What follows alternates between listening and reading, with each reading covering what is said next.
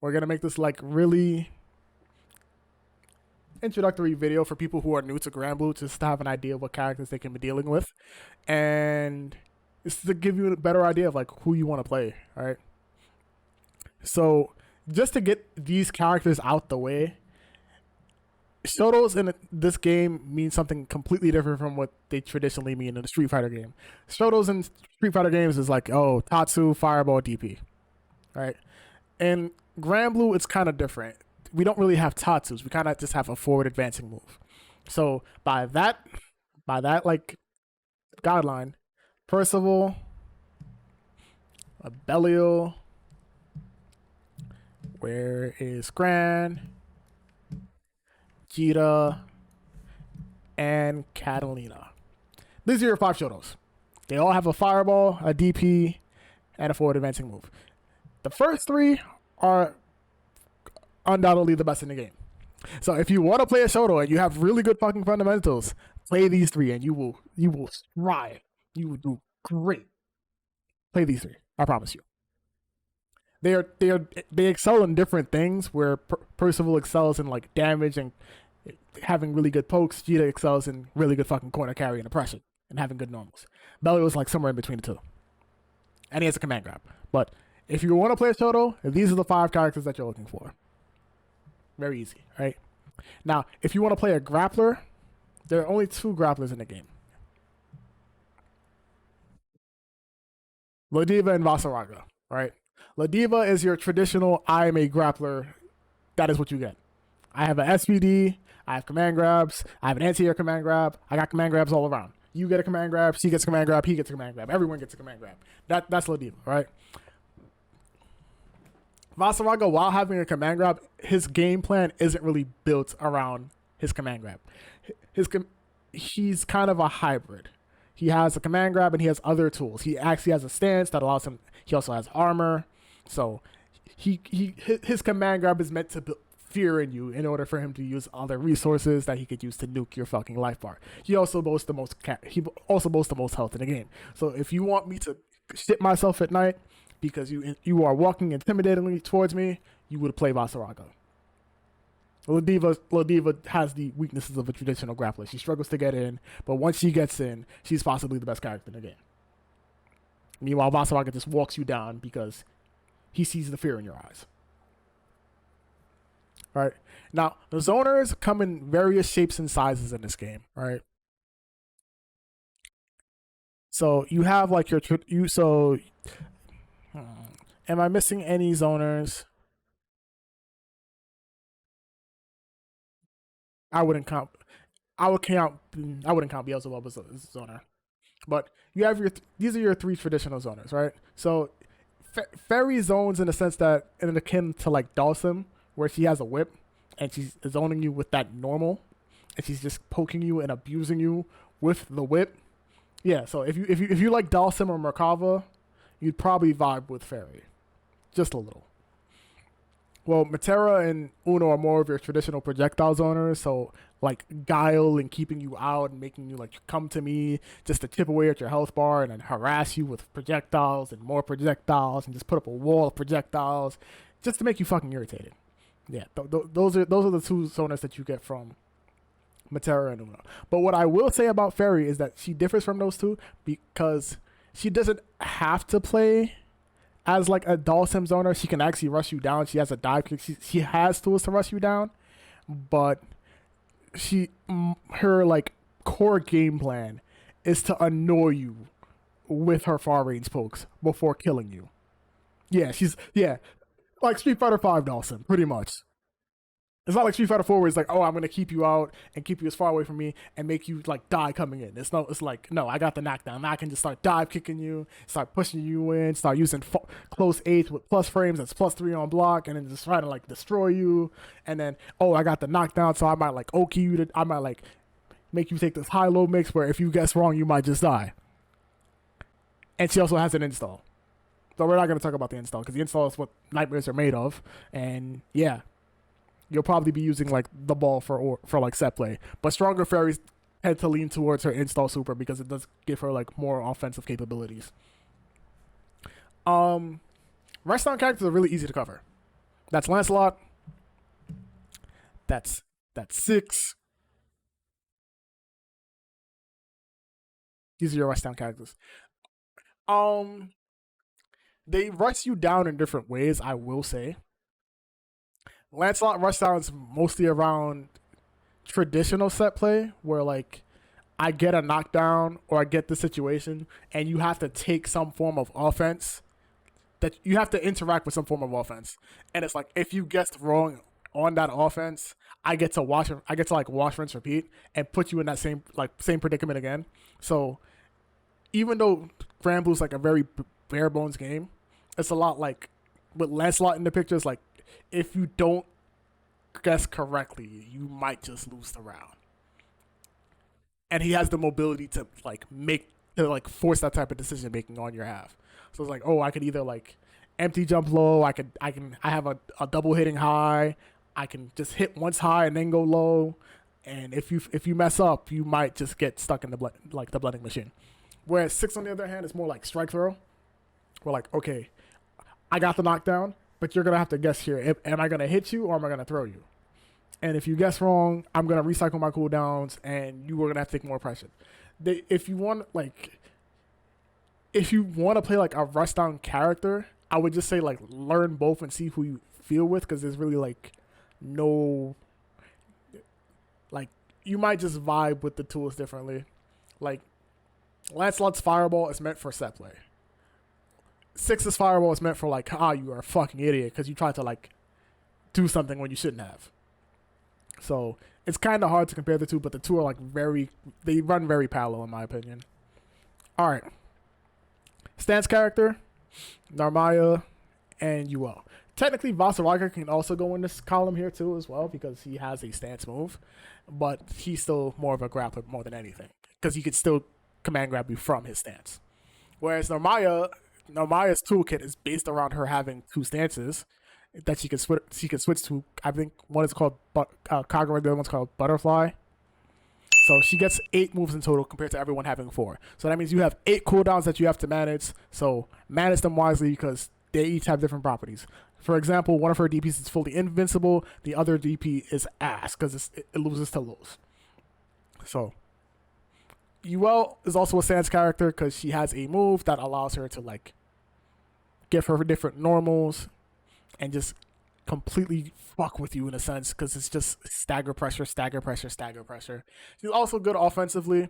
She's the only character in the game outside of Narmaya who boasts 2 EX reversals, but the second EX reversal is technically more of a get out of jail free card more than a DP. So it can be OS'd by certain characters, but there's not much representation of this character nowadays. All right. Now, here's where things get. Oh, I forgot this other rushdown character, Charlotta, the fucking potato, because I blocked her out of my mind. Charlotta is like ruthless aggression. Like her rushdown differs from these two because once she is on you, she's not getting off of you. She's just going to keep pushing and pushing and pushing and pushing. She's very small compared to the rest of the cast. So what this means is that she has a very shallow jump compared to the rest of the cast. Everyone has a floaty jump compared to her. Her jump goes up and then comes down like a parabola. Like it's not like curving. It's like up, down. Here we go. Like the peak of a roller coaster. She's just gonna want to jump in, get in on you, and her moves kind of like supplement this idea because she has a move that like not increases, but allows her to steal her turn back to get additional plus frames. She doesn't, but unlike Lance and Seox, she struggles a lot more versus like traditional fireballs and DPs. Like if you play a Shoto versus her, she kind of is like struggling because he doesn't have very good anti-fireball tools. Meanwhile, Lancelot and Seox has an anti-fireball move, and Lancelot has the mobility to deal with anything that's outside of neutral. And he has a 2U that low profiles pretty much all these characters' fireball except Percival. But this is why I said Percival's fireball breaks the game. Okay. We might need more categories. Um Oh, and L Dragon. L Dragon. L Dragon. I forgot L Dragon. I don't know why L Dragon exists. So we could add a category here. this category would be install. Only Vera goes in this category. Only Vera goes in this category. She's the only install character in the game. Well, she's not the only install character in the game. Because Cerise exists, right? But Cerise doesn't function much as an install character. Cerise goes in a whole different other category, which would probably be brawler, if we were to categorize it as something. Vera's game plan is primarily focused on getting her into install, right? Meanwhile, Cerise can still brawl you without the install or not. So if you get Vera in install, you have a much better character. She gets much better moves. Her properties of her moves changes completely, and she just has a much easier time fighting you overall. She also gets the best fucking reversal in the game if she ever pops install.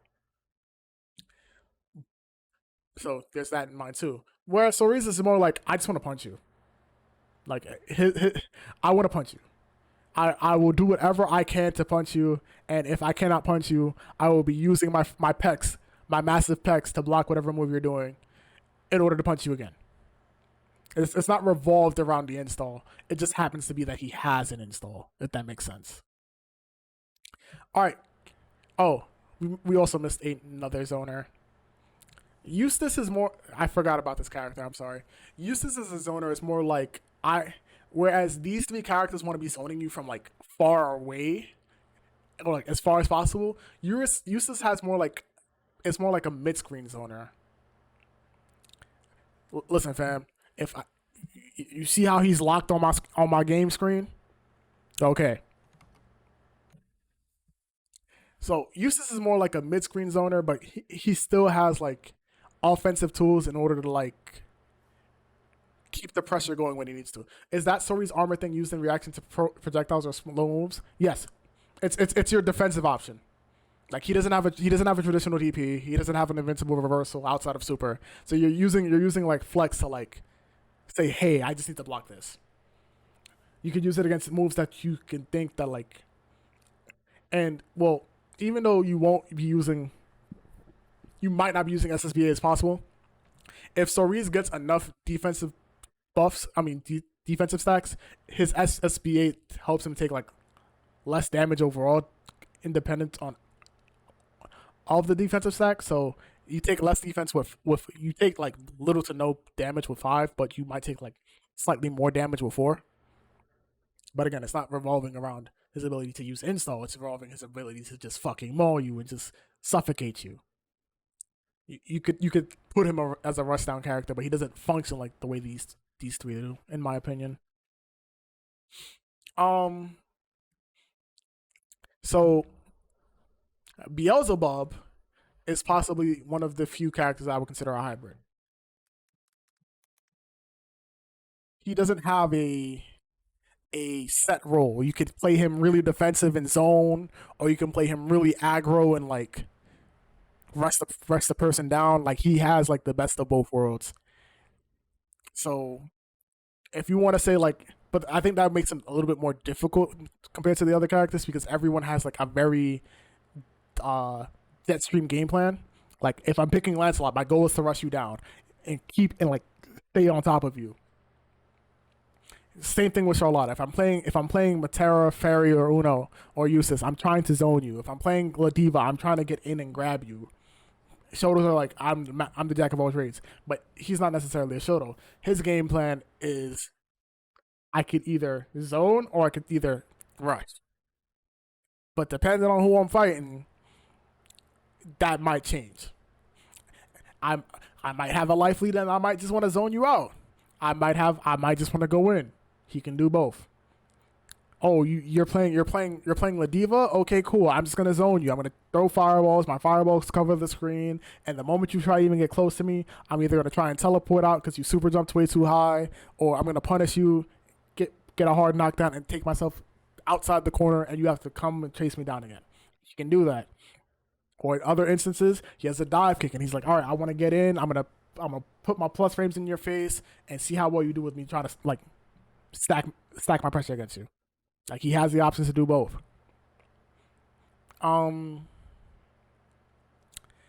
So this gimmick thing is gonna be like really big because each of these characters have like a gimmick in and of its sense.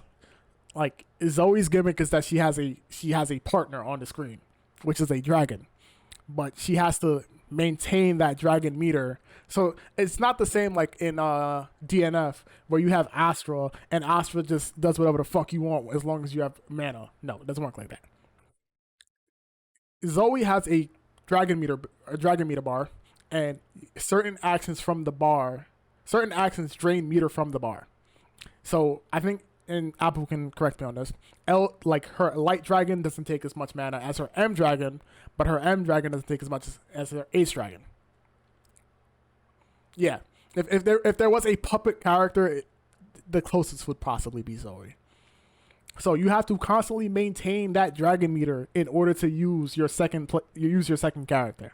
And if you do not use that dragon, you might get fucked over. Because that dragon is what's gonna help you build your offense, help you like call out certain options, and help you create the set play that you want in order to open up your opponent. So that's Zoe's gimmick. It's her dragon meter. That's it. Um, Loane,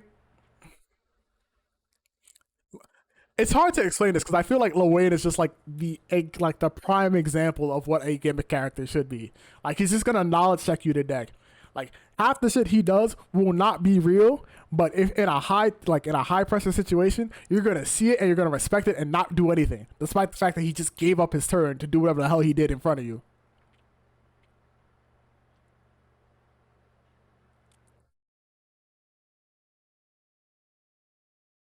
When I hear gimmick character, I personally think of Blanca gimmick in the sense of yeah, something special about the character that would differentiate them from a typical character.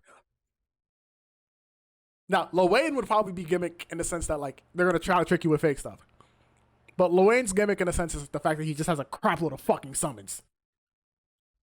Like Lowane actually like works on both sides of the both sides of like definition. The gimmick in the sense where you're gonna use a whole bunch of fake shit to like rob your opponent, and gimmick in the sense that he has something special about them. The fact that he summons a lot of bullshit. Like he has summons that he uses. The bros that he comes in on, he can summon them to like attack you. He can summon a bot in order to send missiles or lasers at you. Um, he also has like a very hit and run playstyle because his 5U is an ability that allows him to build either health or mana or his SBA gauge. And yes, his SS Loane's SSBA is in itself a super gimmick. It's a really huge fucking knowledge check. Kind of like Dragon because just kind of like Zoe's Dragon because not everything Zoe does is real, but she will cycle her options well enough for you to respect that it is real, even though very well it's not. Um. Okay, these last three are very hard for me to describe. Hmm.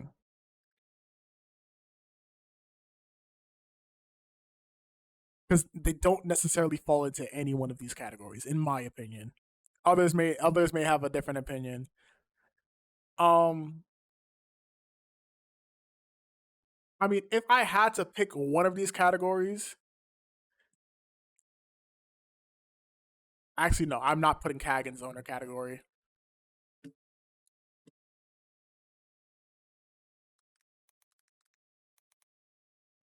I'm making a new category for Kag. Kag is a trap based character. Yeah, trap slash setup.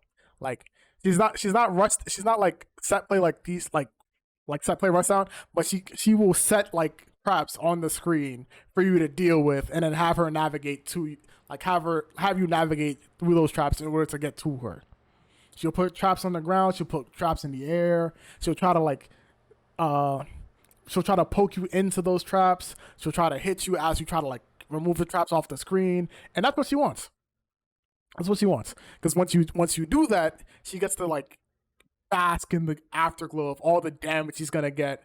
Because 9 times out of 10, she will deliberately put herself in the fucking corner, and then once you get into a trap, she's gonna teleport and then put you in the corner, and that's where she gets like a majority of the bulk of her damage.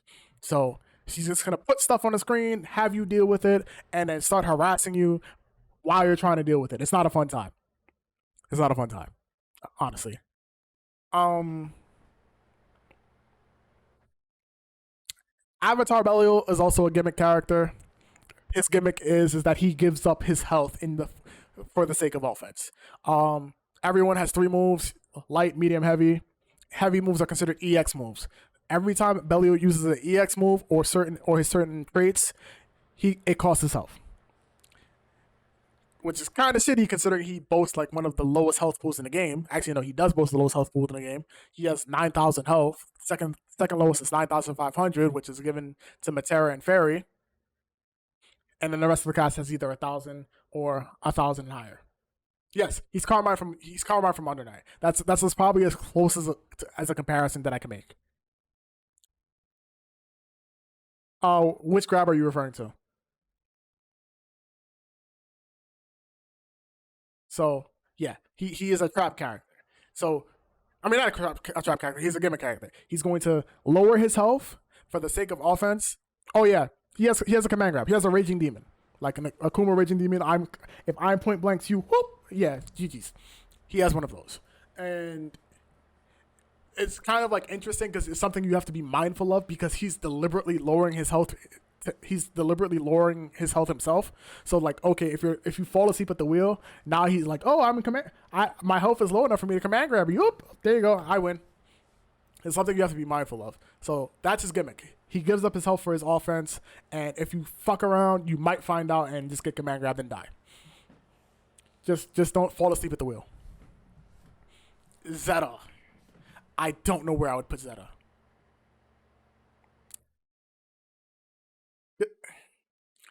Like, before this patch, before the recent patch, I could possibly put Zeta in hybrid. Possibly. Because she had a beam that pierced projectiles, so she had the option of zoning you, and if she needed to, rushing you down. But her beam lost the piercing projectile. Same thing as Narmaya. So it's really hard to like. I don't know if I'd put her as a brawler. I honestly don't know if I'd put her as a brawler. Like, she's not a zoner, but I could draw like a parallel between Eustace and Zeta somewhat. As in, they would want to play the mid range game until they secure a knockdown, and then from that knockdown, they could either decide to press forward or just chill back. But they mostly focus on the mid range. Actually, we'll just make another. We'll just make another one.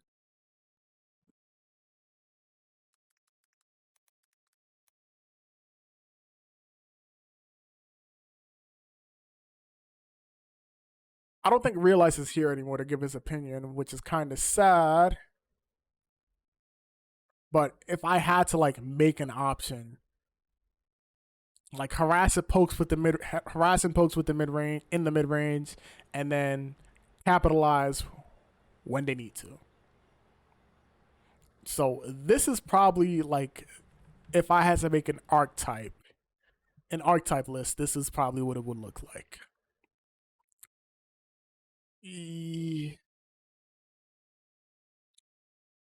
Technically, any of these characters can go in here, but Uno would definitely be considered more of a zoner. Who is hybrid? Beelzebub. He can switch his game plan on the fly. If I want to zone, I want to zone. If I want to rush down, I want to rush down. I'm not.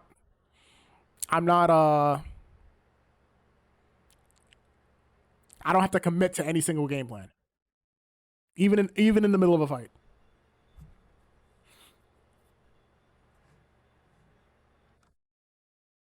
Steox is here. He's rushed down. So let's. This would probably be like my archetype listing. If others may disagree, which is perfectly fine. I know I'm not correct. I won't be correct on on everything, but if you needed a point of reference, this is probably what I would say.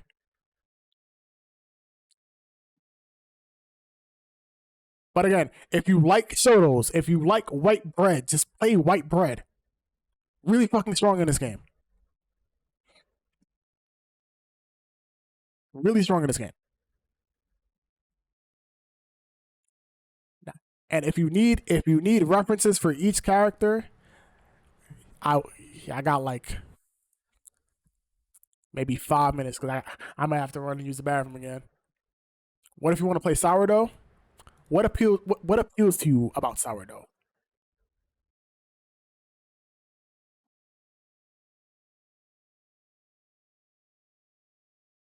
Yes, the game is very so. The thing about GranBlue that's appealing to me is that the game is very bare bones. But because the game is very bare bones, people have this impression that it's really easy to learn. No, it's not really that easy to learn. Otherwise, everyone would be winning. If you want to go based off of America, it's probably like the same 5 people winning, maybe like 5 to 7. But like it's bare bones, but straightforward. But there's a lot to learn. There's a lot of interactions that you have to take into account in order to how to play the game at a high level. Like there's certain things I can do as a Percival versus Belial that I can't do as a Fairy. I can't do as a Vatera. I can't do as a Lancelot. So like even so, the main reason that I play these two characters above me is because they give me the most options versus certain characters.